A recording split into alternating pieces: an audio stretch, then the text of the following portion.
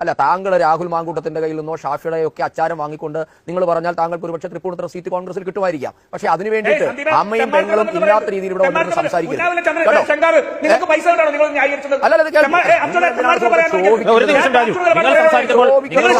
ഞാൻ മാത്രമാണ് ഇടപെട്ടത്. അത് നിങ്ങളുടെ പാർട്ടിയുടെ നിലപാടിനെ കുറിച്ചുള്ള ചോദ്യങ്ങളായിരുന്നു. ഇപ്പൊ സന്ദീപ് പറയാൻ അനുവദിക്കും. മനസ്സിലായില്ലേ?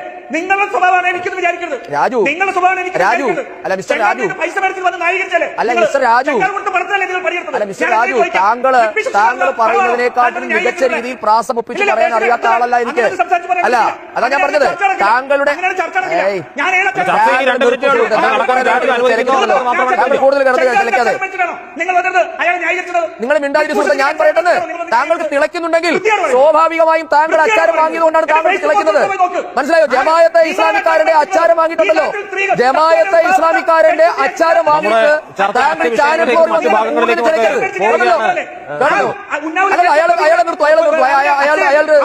രാജുവിന് ആ പരാമർശത്തോട് പ്രതിഷേധമുണ്ടെന്ന് മനസ്സിലായി. ആ പരാമർശത്തോട് വിയോജിക്കാം. വേണമെങ്കിൽ സന്ദീപിനോട് ഞാനും പറയാം.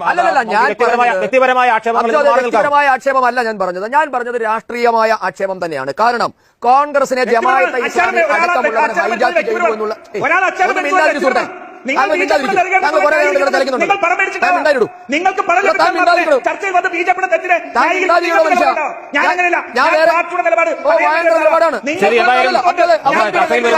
ആരെങ്കിലും വാങ്ങി വരുന്നവരാണെന്നുള്ള അഭിപ്രായം നമുക്കില്ല. നമ്മൾ ഈ ചർച്ചയിൽ പങ്കെടുക്കുന്ന ആർക്കും പണം നൽകുന്നില്ല. ഞാൻ നേരത്തെ സൂചിപ്പിച്ചു, കേരളത്തിലെ തെരഞ്ഞെടുപ്പ് രാഷ്ട്രീയത്തിലെ നേട്ടങ്ങളും കോട്ടങ്ങളുമായി ബന്ധപ്പെട്ടല്ല നാടിന്റെ മുന്നോട്ട് നോക്കിയാണ്. ഒരു കാര്യം പറയാൻ എനിക്ക് ഒരു അവസരം തരുമോ? ഒരു കാര്യം പറയാൻ കോൺഗ്രസ് ഒരു ഘട്ടത്തിലും രാഹുൽ മാങ്കൂട്ടത്തിനെ തള്ളിപ്പറയാൻ തയ്യാറായിട്ടില്ല എന്നത് പകൽ പോലെ വ്യക്തമാണ്. എന്ന് മാത്രമല്ല, ഇയാളുടെ ചെയ്തികളെ പറ്റി കോൺഗ്രസിലുള്ള എല്ലാ നേതാക്കന്മാർക്കും വളരെ വ്യക്തമായി അറിവുണ്ടായിരുന്നു. എന്തിനാണ് നാം പേരുകൾ പറയാൻ ഭയക്കുന്നത്? ഷാഫി പറമ്പിലിനും വി ഡി സതീശനും അടക്കം രാഹുൽ മാങ്കൂട്ടത്തിന്റെ ചെയ്തികളെ പറ്റി വളരെ കൃത്യമായ ബോധ്യമുണ്ടായിരുന്നു. കാരണം ഞാൻ മനസ്സിലാക്കുന്ന കാര്യം ശരിയാണ് എങ്കിൽ കോൺഗ്രസിനകത്തുള്ള നേതാക്കന്മാരുടെ മക്കളെ പോലും അല്ലെങ്കിൽ മക്കൾക്ക് പോലും ഇയാളിൽ നിന്നും ദുരനുഭവം ഉണ്ടായിട്ടുണ്ട്. അപ്പോൾ നമ്മൾ കോൺഗ്രസിന്റെ യൂത്ത് കോൺഗ്രസുകാരിയായ ഷഹനാസ് പറഞ്ഞതൊക്കെ നാം കേട്ടുവല്ലോ. അതുകൊണ്ട് ഞാനത് ആവർത്തിക്കുന്നില്ല. പക്ഷേ കോൺഗ്രസിലെ ഉന്നതരായ നേതാക്കന്മാരുടെ മക്കൾക്ക് പോലും അല്ലെങ്കിൽ കോൺഗ്രസ് നേതാക്കന്മാരുടെ കുടുംബത്തിൽ കയറി പോലും ഇയാൾ ഇത്തരത്തിലുള്ള നെറുകേട് കാണിച്ചിട്ടുണ്ട് എന്നത് പരസ്യമായ രഹസ്യമല്ലേ? ഇത് അരമനയിൽ രഹസ്യമായി എല്ലാവരും പറയുന്ന ഒരു കാര്യമല്ലേ? ഏതെങ്കിലും ഒരു ഘട്ടത്തിൽ നാം ഒന്ന് നോക്കൂ, ഈ രാഹുൽ മാങ്കൂട്ടത്തിൽ എന്ന് പറയുന്ന ചെറുപ്പക്കാരന്റെ രാഷ്ട്രീയ ഗ്രാഫ് നിങ്ങളൊന്ന് നോക്കൂ. എങ്ങനെയാണ് നമുക്കറിയാം, ഒരു കോൺഗ്രസിനെ പോലെയുള്ള ഒരു പാർട്ടിയിൽ ഇപ്പോൾ പ്രിയപ്പെട്ട രാജു പി നായർ ഇവിടെ ഉണ്ടല്ലോ. രാജു പി നായരൊക്കെ കോൺഗ്രസിനകത്ത് പിടിച്ചു നിൽക്കാനും അദ്ദേഹത്തിന് കോൺഗ്രസിനകത്ത് തന്റേതായ ഒരു ഇടമുറപ്പിക്കാനും ഒക്കെ എത്രമാത്രം മെയ്വഴക്കം വേണം, അല്ലെ എത്രമാത്രം കാത്തിരിക്കേണ്ടി വരുന്നുണ്ട് രാഷ്ട്രീയത്തിൽ. പക്ഷെ നിങ്ങൾ നോക്കൂ, രാഹുൽ മാങ്കൂട്ടത്തിൽ എന്ന ചെറുപ്പക്കാരൻ എക്സ്പ്രസ് ഹൈവേയിൽ കൂടി പോകുന്ന വേഗത്തിലല്ലേ, ശരവേഗത്തിലല്ലേ യൂത്ത് കോൺഗ്രസിന്റെ തലപ്പത്തെത്തി കേരള നിയമസഭയിലെത്തിയത്? ആരാണ് ഇയാളെ സംരക്ഷിച്ചത്? എന്താണ് രാഹുൽ മാങ്കൂട്ടത്തിലെ സംരക്ഷിക്കാൻ പറ്റുന്ന തരത്തിൽ അല്ലെങ്കിൽ ഇത്രയേറെ വിവാദങ്ങളും അപവാദങ്ങളും ഉണ്ടാകുമ്പോൾ അയാളെ ചേർത്ത് പിടിക്കാൻ തക്ക എന്ത് ഭയമാണ് രാഹുൽ മാങ്കൂട്ടത്തിനോട് കോൺഗ്രസിലെ ഉന്നത നേതാക്കന്മാർക്കുള്ളത്? ഈ ചോദ്യത്തെയല്ലേ രാഷ്ട്രീയ കേരളം അഡ്രസ് ചെയ്യേണ്ടത്? ഇപ്പൊ ഇവിടെ പ്രതിപക്ഷ നേതാവ് വി ഡി സതീശന്റെ കാര്യം പറഞ്ഞല്ലോ. വി ഡി സതീശന്റെ കയ്യിൽ എത്ര നാൾ കിട്ടിയിരുന്ന പരാതിയാണിത്? അദ്ദേഹം അത് ഉപദേശിച്ചു വിട്ടിരുന്നു അല്ലെ? വി ഡി സതീശന്റെ കയ്യിൽ കിട്ടിയ പരാതി എന്ത് ചെയ്തു എന്ന് ആദ്യഘട്ടത്തിൽ പരാതിക്കാർ പറഞ്ഞിരുന്നുവല്ലോ. ഒരുപക്ഷേ ഈ കേരളത്തിൽ നിന്നല്ല, എനിക്ക് തോന്നുന്നില്ല, ഇന്ത്യൻ രാഷ്ട്രീയത്തിൽ എത്രയോ രാഷ്ട്രീയ നേതാക്കന്മാർക്കും നേരെ ലൈംഗിക അപവാദ കേസുകൾ ഉണ്ടായിട്ടുണ്ട്. പൊതുരംഗത്ത് ധാരാളം ഉണ്ടായിട്ടുണ്ട്. എല്ലാ പാർട്ടികളും ഉണ്ടായിട്ടുണ്ട്. അതിനകത്ത് കോൺഗ്രസ് എന്നോ CPM BJP എന്നോ വ്യത്യാസമില്ലാതെ എല്ലാ പാർട്ടിയിലെയും രാഷ്ട്രീയ നേതാക്കന്മാർക്ക് നേരെ ലൈംഗിക ആരോപണ കേസുകളും അപവാദ കേസുകളും സ്ത്രീപീഡന കേസുകളും ഒക്കെ ഉണ്ടായിട്ടുണ്ട്. പക്ഷേ ഇത്തരത്തിലുള്ള ഒരു സൈക്കോപാത്തായിട്ടുള്ള ഒരു രാഷ്ട്രീയ നേതാവ്, ഞാൻ വിനീതമായി അഭ്യർത്ഥിക്കുന്നു, ഇയാളെ ഒരു കാരണവശാലും ജയിലിന് പുറത്തേക്ക് വിടരുത്. കാരണം ഇന്ന് ഞാൻ രാഹുൽ മാങ്കൂട്ടം എന്ന് പറയുന്ന ചെറുപ്പക്കാരന്റെ ശരീരഭാഷ അറസ്റ്റ് ചെയ്തുകൊണ്ട് പോകുമ്പോൾ പോലീസ് വരുമ്പോഴൊക്കെ ഞാൻ വളരെ സാഹൂതം വീക്ഷിക്കായിരുന്നു. അയാൾ വളരെ കോൺഫിഡന്റ് ആണ്. ഇന്ന് ഒരു വാർത്ത പുറത്തു വന്നല്ലോ, അയാൾ പോലീസുകാരെ ഭീഷണിപ്പെടുത്തിയില്ലേ, ഞാൻ നിസ്സാരമായി ജാമ്യം കിട്ടി പുറത്തു വരും, ഞാൻ സ്വതന്ത്രനായി നിന്നാൽ പോലും വിജയിച്ച് ഞാൻ നിയമസഭയിലെത്തും, നിങ്ങൾക്ക് എന്നെ ഒരു ചുക്കും ചെയ്യാൻ പറ്റില്ല. അന്വേഷണ സംഘം ഫോണിന്റെ അൺലോക്ക് ചെയ്യാനുള്ള പാസ്വേഡ് ചോദിച്ചപ്പോൾ, അതിന്റെ പാറ്റേൺ ചോദിച്ചപ്പോൾ കൊടുക്കാതിരിക്കുക തുടങ്ങിയിട്ടുള്ള ധിക്കാരവും ധാർഷ്ട്യവും പോലീസ് കസ്റ്റഡിയിൽ പോലും, അതായത് 3 ബലാത്സംഗ കേസിലെ പ്രതിയാണെന്ന് ആലോചിക്കണം.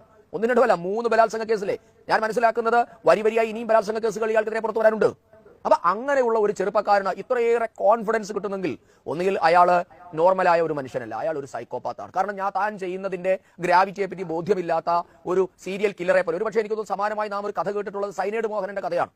കേരള രാഷ്ട്രീയത്തിലെ സൈനൈഡ് മോഹനനാണ് ഈ രാഹുൽ മാങ്കൂട്ടത്തിൽ. ഇപ്പോ സമീപ കാലത്ത് കഴിഞ്ഞ മാസം പുറത്തിറങ്ങിയ കളങ്കാവൽ എന്ന് പറയുന്ന ചിത്രം കേരളത്തിലെ മുഴുവൻ ആൾക്കാരും കണ്ടതല്ലേ? മമ്മൂട്ടിയുടെ സ്റ്റാൻലി ദാസ് എന്ന് പറയുന്ന കഥാപാത്രം സമാനമല്ലേ ഇത്?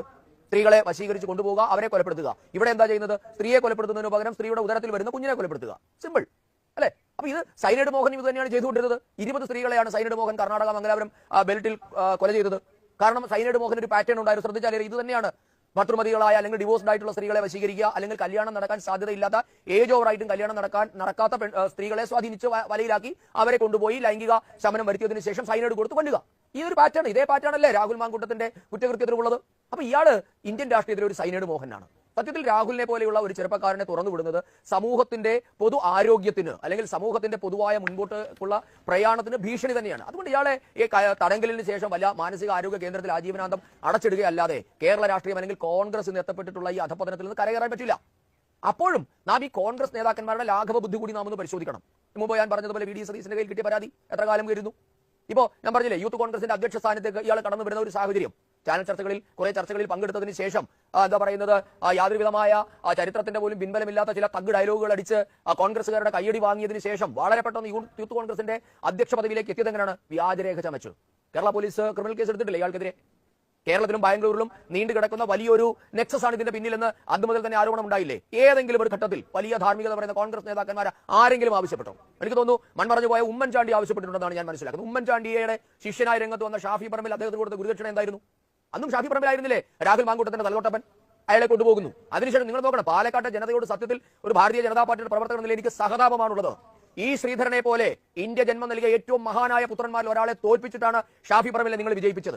അതേ ഷാഫി പറമ്പിൽ വെട്ടിയ വഴിയിലൂടെയാണ് രാഹുൽ മാങ്കൂട്ടത്തിൽ നിങ്ങളുടെ ജനപ്രതിനിധിയായത്. സത്യത്തിൽ പാലക്കാട്ടുകാർക്ക് ഉളുപ്പുണ്ടാകണം. നിങ്ങൾ ഇങ്ങനെ ഒരുത്തിന് വേണ്ടി വോട്ട് ചെയ്തല്ലോ എന്ന് ആലോചിച്ചു. എന്നിട്ട് ഇപ്പോൾ നിങ്ങൾ നോക്കൂ എന്തായി തദ്ദേശ ഭരണ തെരഞ്ഞെടുപ്പിൽ സംഭവിച്ചത്. ഇവിടെ പറഞ്ഞല്ലോ, അദ്ദേഹത്തെ എന്തോ രാജു പി നായർ അവകാശപ്പെട്ടത് പരാതിയിൽ പേരില്ലാതിരുന്നിട്ട് പോലും ഞങ്ങൾ പുറത്താക്കിയെന്ന്. അതെങ്ങനെയാണ് പേരില്ലാത്തപ്പോൾ രാഹുൽ മാങ്കൂട്ടത്തിനെ പുറത്താക്കുന്നത്?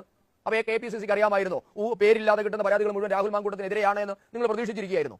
അദ്ദേഹത്തിന് അവകാശമായിരുന്നില്ലേ? ഞങ്ങൾക്ക് പേരില്ലാതിരുന്നിട്ട് പോലും ഞങ്ങൾ രാഹുൽ മാങ്കൂട്ടത്തിനെ പുറത്താക്കാൻ തയ്യാറായിരുന്നു. എങ്ങനെയാണ് അത് സാധിക്കുക? അപ്പൊ നിങ്ങൾക്കിത് അറിയാമായിരുന്നു. അതിന് ഹൂ കെയേഴ്സ് എന്ന് പറയുന്ന മാങ്കൂട്ടത്തിന്റെ ഫേസ്ബുക്ക് പോസ്റ്റ് ഒന്നുമല്ല കാരണം. നിങ്ങൾക്കറിയാമായിരുന്നു രാഹുൽ മാങ്കൂട്ടത്തിനെതിരെയാണ് ആരോപണം വരുന്നത്. കാരണം നിങ്ങൾ പല നേതാക്കന്മാർക്കും ഒളിഞ്ഞും തെളിഞ്ഞും ഇതേപ്പറ്റി അറിയാമായിരുന്നു. ഇപ്പൊ പറഞ്ഞല്ലോ, നിങ്ങൾ പുറത്താക്കിയതിനു ശേഷം എന്താ സംഭവിച്ചത്? പാലക്കാട്ടെ വീടാന്തരം കയറി രാഹുൽ മാങ്കൂട്ടത്തിൽ ആർക്ക് വേണ്ടി വോട്ട് പിടിച്ചത്? അയാൾക്ക് സ്വന്തമായി വോട്ട് പിടിക്കായിരുന്നില്ലേ? കൈപ്പത്തി ചിഹ്നത്തിൽ മത്സരിക്കുന്ന സ്ഥാനാർത്ഥികൾക്ക് വേണ്ടി വോട്ട് ചോദിക്കുമ്പോൾ ഇതിലേതെങ്കിലും ഒരു മാന്യന്റെ നാവ് പൊന്തിയോ? രാഹുൽ പിടിച്ചു കിട്ടുന്ന വോട്ട് ഞങ്ങൾക്ക് വേണ്ട, അത് വെറും ഒരു സ്ത്രീ പീഡകൻ ഇയാളെ കണക്കാക്കി അവഗണിച്ച് വിടലല്ല വേണ്ടത്. നമുക്കറിയാം കോൺഗ്രസിലും എല്ലാ പാർട്ടിയിലും ഞാൻ പറഞ്ഞല്ലോ ആരോപണ വിധേയരായും കുറ്റക്കാരും ഒത്തിരി പേരുണ്ട്. അങ്ങനെ വെറും ഒരു സ്ത്രീ പീഡകൻ എന്ന ലേബലിൽ ഒതുക്കാവുന്ന ഒരാളല്ല ഇയാൾ. അങ്ങനെ പറഞ്ഞപ്പോൾ ഏതെങ്കിലും ഒരു കോൺഗ്രസിന്റെ ഖദറിട്ട് ഏതെങ്കിലും ഒരു മാന്യൻ പറഞ്ഞോ രാഹുൽ പിടിക്കുന്ന ഒരു വോട്ട് ഞങ്ങൾക്ക് കൈപ്പത്തിക്ക് വേണ്ടാന്ന്? അത് പറയാൻ ഇവർക്ക് പറ്റില്ല. കാരണം കോൺഗ്രസിലെ ഉന്നതന്മാരിൽ പലരെയും ബ്ലാക്ക്മെയിൽ ചെയ്യാനുള്ള കരു രാഹുൽ മാങ്കൂട്ടത്തിന്റെ കയ്യിൽ എന്നല്ലേ രാഷ്ട്രീയ കേരളം? രാഹുൽ മാങ്കൂട്ടത്തിന്റെ കയ്യിൽ മാത്രമാണോ? രാഹുൽ മാങ്കൂട്ടത്തിനെ സംരക്ഷിക്കാൻ ഒളിഞ്ഞും തെളിഞ്ഞും പ്രസ്താവനകളിലൂടെ വരെ തയ്യാറായ ആളുകളുടെയും കയ്യിലുണ്ടോ? അതോ ആ കരുക്കൾ ഇവർക്കെതിരെയാണ് എന്ന് അറിയുന്നത് കൊണ്ടാണോ എന്നാണ്